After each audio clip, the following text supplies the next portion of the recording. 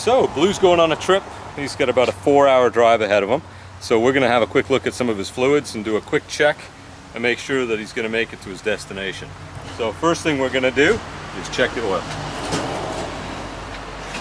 As you can see, oil's, it's a little dirty, but there seems to be the correct amount in there. We're just going to double check, of course. Wipe it off, put it back in, pull it back out. Now we get an accurate rating. So he's right on. He's got the correct amount of oil, which is approximately 4 liters.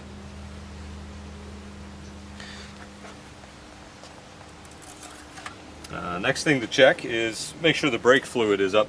You know, you want to check your brake fluid reservoir here. He's just a tiny bit low, so I'm going to top him up a little bit with .3 brake fluid.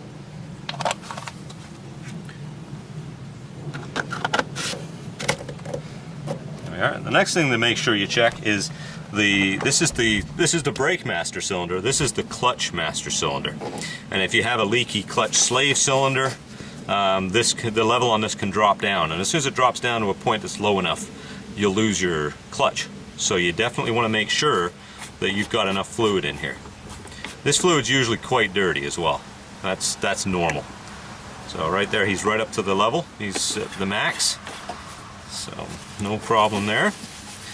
This has actually been replaced recently. This is a new one. So it's all good, and most likely the clutch slave got done at the same time, which you should be doing both of them at the same time. The next thing you want to have a look at is the reservoir for your coolant, which is this one here. Now, I recommend clean the side of it off, because sometimes it can be quite dirty, and it's tough to see the level in there.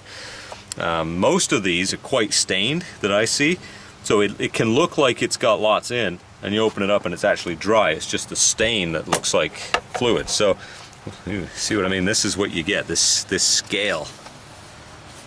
It's disgusting actually, but it's very common. So when you look in there, it looked like it had some in, but there's actually nothing in there. So what we want to do is top that up before he goes on his trip. Yeah, because that is actually dry. Although from the side, it looks as though, or it looked before like there was some in, but there actually isn't. So that needs to be topped up. Always want to make sure you've got lots of fluid in here. This one's actually quite low, so he's going to want to fill that up before he leaves as well. It's down to that lower level. Interesting to note, this is the Canadian washer bottle. The American cars have a very small washer bottle. It's approximately half this size. So yeah, we've got a real big one up here because, you know, just because. Anyway, so top that up, top this up. Brake fluid's already done. Clutch is good, and the oil looks fine.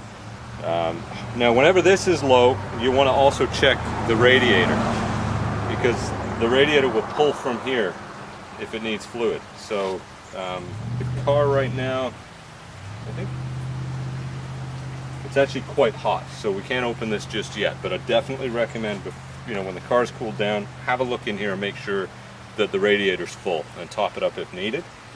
And last but not least is the air filter. You're going to want to have a look at your air filter before you go on a trip and make sure that it looks good. It's contained under here. There's 10mm bolts with Phillips heads on. That's the larger Phillips. Take that off, take a look at it. If it needs a new one, put one in. You'll get better economy, and the car will run better on the trip. And those are the things to check. That's the basics.